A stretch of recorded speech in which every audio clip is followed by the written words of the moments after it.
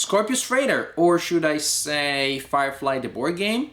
Or should I say Firefly the other board game? Because come to think, we already have a board game about the TV show. And there are no direct explicit references in the game to the TV show, but you have the general theme. Maybe I'm just saying it, or maybe it's an homage. But just like in the TV show and in the Firefly board game, you have a crew of mavericks and you're going from planet to planet, picking up cargo, doing some shady deals in the meanwhile, trying to escape from the authorities, trying to improve your starship, and so on and so forth. Mechanically, however, the game is a Eurogame, and actually it employs one of my favorite Eurogame mechanics, one that I don't play nearly enough, and ones that I am actually pretty bad at. I tend to lose games that have that mechanic, and yet I still like it, which is the rondelle. The rondelle is this interesting element you probably are familiar with that allows you to select actions by moving a token on a rondelle, on a secret rondelle, in a specific direction, which means there's a specific order in which you can select actions. Sometimes you can jump the different rules in which this is handled, but there is an opportunity cost. It's different, for example, from worker placement games in which you can maybe mark the same actions every turn. Here there is more of a cycle. It's not just physical cycle, circular, because of the circular component, but just the way in which the actions are become available or are not available. I like that very much. If you're into rondelles, this is the game to go to, because actually this has not one, not two, but brace yourself, three rondelles. I don't know, I simply have never seen a game that uses that many, and they work in slightly different ways, and you have to, of course, synchronize them, or in any case to use them in synergy, because you're activating certain actions on a rondelle, and then that will allow you to maximize the use of the second rondelle, that will make it profitable to use the actions of the third rondelle. So there's definitely that synergy there. Without further ado, let me show you how the game works. The game revolves around this board here, which contains 3 rondelles. These 3 ships will move in the spaces of these 3 rondelles, and after you move a ship, you can perform the action indicated by the icon of the space in which the ship landed, and we'll take a closer look later. Just wanted to give you a general sense here. The board is also used to organize various types of tiles that you will acquire during the game. You also have your own ship, which is represented by this board here. You have a player aid, very effective here, and then you have an area where you will place tiles representing different sections of your ship, what the ship can do.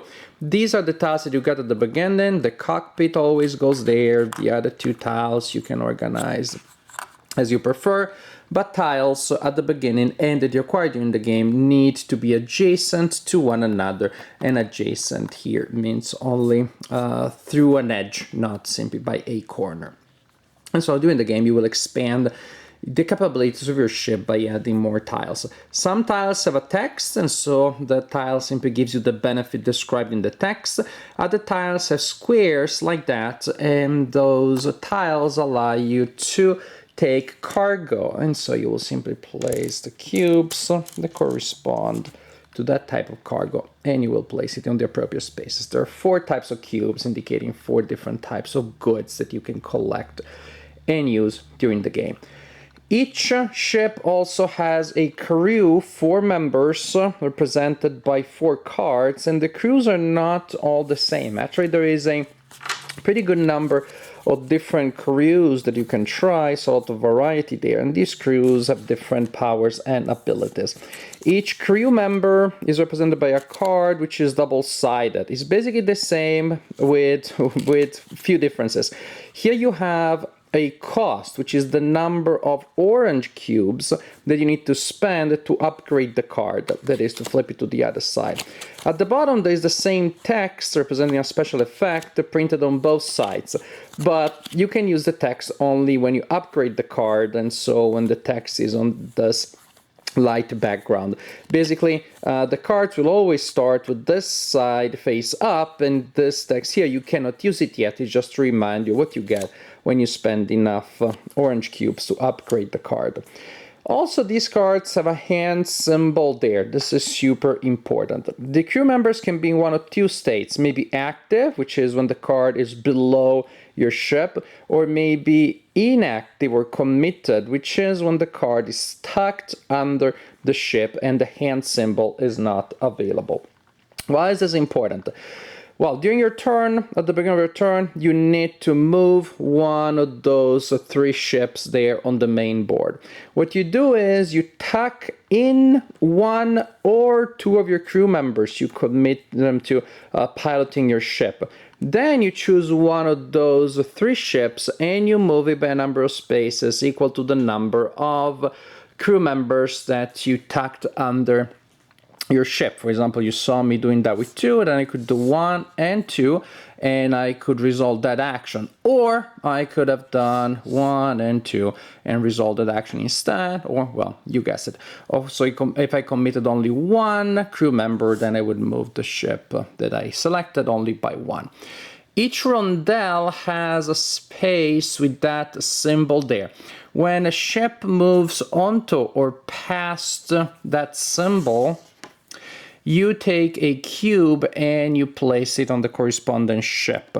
If the active player that caused the movement has cubes, then the active player pays that penalty. Otherwise, you take a cube from the general supply. This is important because the number of cubes on these ships will trigger the end of the game. The end of the game is triggered when one of these ships has a certain number of cubes, and that depends on the number of players. And that is, well, so as you can see, these cubes and the number of times in which a rondel is fully used also act as the countdown clock for the game. So basically what we're trying to do is, well, to collect victory points, but before that to collect resources that will give us victory points. And so now we can take a look at some of these actions here. This symbol here, this icon here, means that I'm increasing my storage area, and so that means that I can take a tile from that area there and add it to my ship. But here we encounter another key concept in the game. That is, I tuck in crew members to move those ships, but then the quality of the action I can take will be based on the number of hand symbols that are still visible. So right now I use these 2 for moving, and then I have only 2 that are available. Maybe next time I do this and I only have this available. Luckily enough, if at the end of your turn you have 1 or 0 hands available, you get to refresh your crew. Which means when everybody's fresh, I can tuck in 1 card and I have 3 hands to spend for actions, and now I only have 2 hands available for action, and so on and so forth. So we go back to the area where we select the tiles for storage, and we see that basically I can only take a tile with a value equal to or lower than the number of available hands. If I have 2 available hands, I could take one of those 2 tiles, but I could not take, I could not take those other ones. And so if I do decide to take a tile, then simply I add that to my area, and then I slide down these other 2 and I replenish that.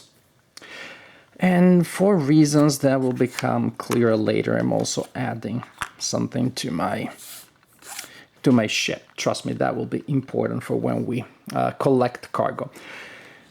If you use this action here, you can take an equipment tile from this area here, and I think you guessed how that works. Again, the value, the maximum value that I can take is based on number of hands that now is visible. And suppose I take this one, and again, I add it to my ship.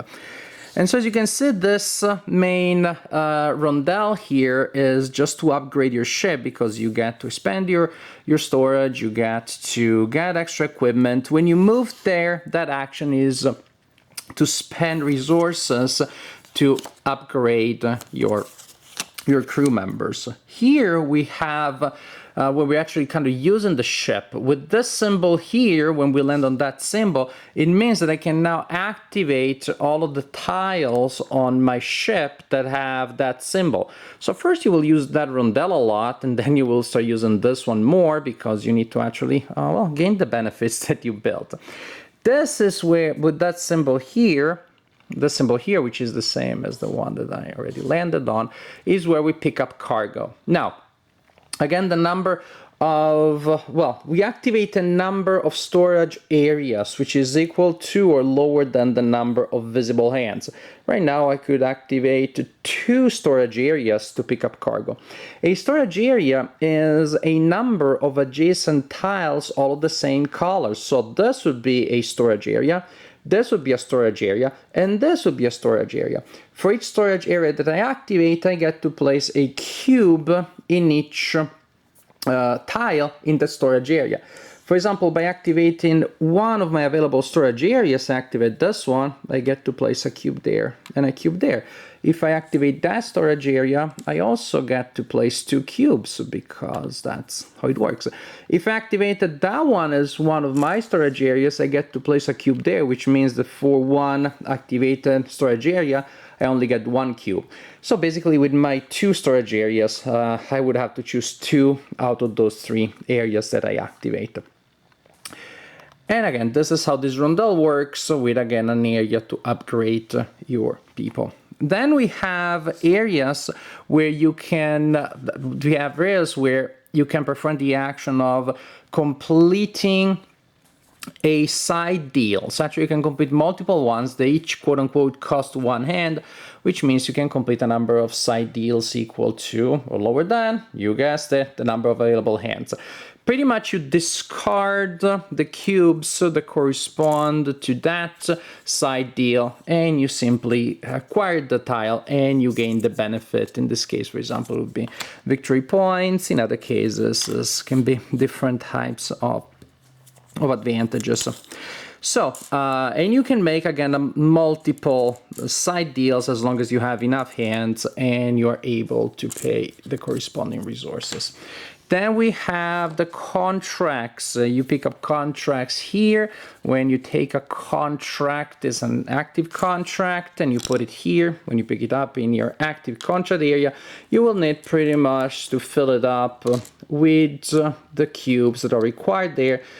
You can fill up, you have to fill up a line at a time. You can fill it up in any order, but you can say add a cube to a line and leave it like that. You fill up the entire line, or you don't add any cubes to that line.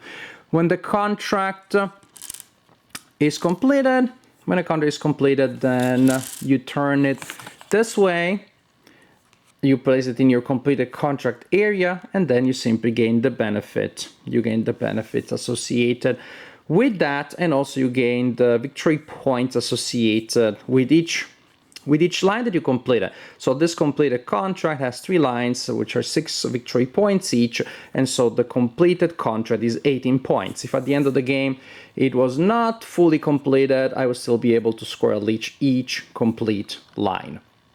And this is pretty much, in essence, how the game works. So, like it happens in so many games with rondels, I like it and I'm terrible at it. I just lose at it. There's just no... It's very hard for me. It seems to be very hard for me to plan in a way that is sensible. I always try to go for what looks like the good action now, and I get stuck with all of these individual actions that are tactically maybe not that bad, but I fail to see the big picture. Which is weird. There are other games, other mechanics in which I'm able to balance the short-term and the long-term strategy. I don't know. But something that tells you that the game is pretty good, at least I like it, is that I still enjoy it. I still enjoy it, although I struggle at it. I really like the way in which the rondels interact. I mean, this is what the game is about. It is so much about figuring out ways of maximizing the resources and the actions from one rondel to the other.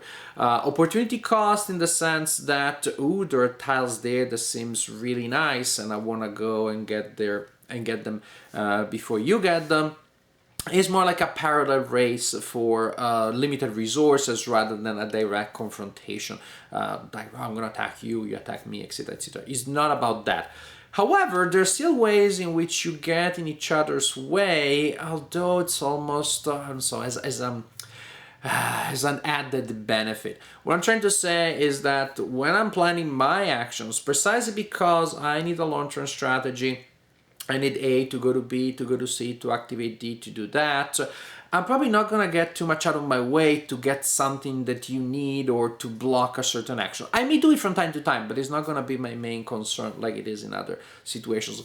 And yet, just by pursuing my interest, I'm still going to do it. Same from that point of view. I have this beautiful plan, and you have your beautiful plan, and you execute it. Maybe you don't want to annoy me, but now you place the starship in a way that makes it impossible for me to activate the action that I wanted. And now I have to rethink it. And I really need to rethink that, because if I'm just gonna go for whatever feels right at that point, I'm gonna find myself with some resources that I don't need, some actions that are not beneficial based on my situation, etc., etc., etc.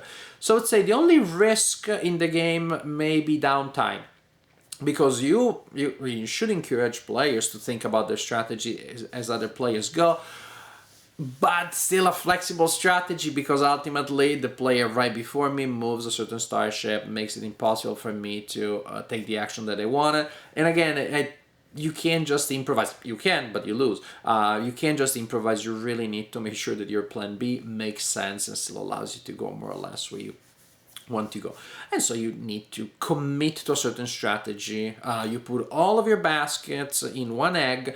I said that is where and I'm gonna own that. You're gonna put all of your baskets in one egg, and maybe you put it in two eggs, and then you look them very, very close and you protect them. So I like the intellectual challenge that you have here, as long as you have players that are able to do that, but at the same time don't take too long. So to me, it's a game that is mechanically could be almost, I don't know if maybe could be light / medium weight, but from the actual point of view of gameplay, I would play with players that are familiar with medium / heavyweight games, simply because they can do those calculations, they have the mental agility to be able to make and change their decisions in a sensible way without taking too long. I like also the variety of the crews, that you have variety there. Of course, you have different tiles and different resources that will come up from game to game that also brings variety. I think that will help preventing players from falling into the habit of using always the same algorithm that they develop and they always win.